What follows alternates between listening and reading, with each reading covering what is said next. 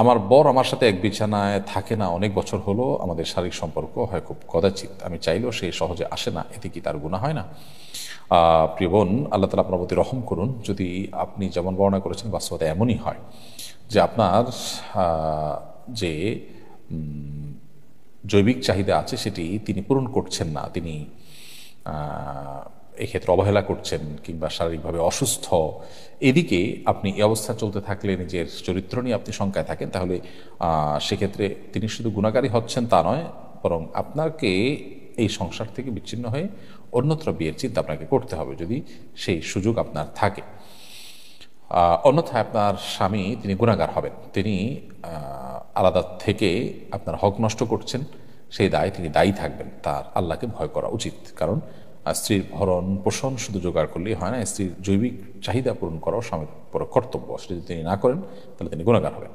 রোজিনা আক্তার, আপনি লিখেছেন, আমার বিয়ে হয়েছে 9 বছর হলো পারিবারিকভাবে, কিন্তু আমাদের কাবিন হয়েছে মুখে মুখে, কাগজে কলমে হয়নি। এটা শরীয়তের কোনো গুনাহ হবে কিনা? মুখোমুখি কি কাবিন হয়েছে? মুখোমুখি উভয় দুজনে একজন প্রস্তাব দিয়েছেন, আরেকজনের সম্মতিতে কবুল বলেছেন, দুজন সাক্ষী শুনেছে, এরকম যদি আদৌ হয়ে থাকে তাহলে বিয়ে হয়ে গেছে। এমডি আহসান, আপনি লিখেছেন, আমার বিয়ের বয়স চলে যাচ্ছে, প্রথম দিকে ভালো প্রস্তাব আসলেও এখন ভালো প্রস্তাব পাওয়া যায় না। আমার পরিবার আমার পছন্দকে অগ্রাহ্য করে তাদের পছন্দ গুরুত্ব দিতে গিয়ে অনেক দেরি হয়ে গেছে, আমার অবস্থা করণীয় কি? ভাই হাসান, আলহামদুলিল্লাহ, এরপরও আল্লাহ সুবহানাহু ওয়া তাআলা আপনি খুঁজলে বহু ব্যবস্থা করে দিবেন। অনেক সময় দেখা যায় যে আমরা আমাদের ডিমান্ডটাকে অনেক হাই রাখি, যার কারণে আমরা আসলে এই বিবাহের মতো একটা গুরুত্বপূর্ণ কাজ সম্পাদন করতে পারি না। এই জন্য এক্ষেত্রে যথেষ্ট ছাড় দেওয়ার মানসিকতা আমাদের থাকতে হবে।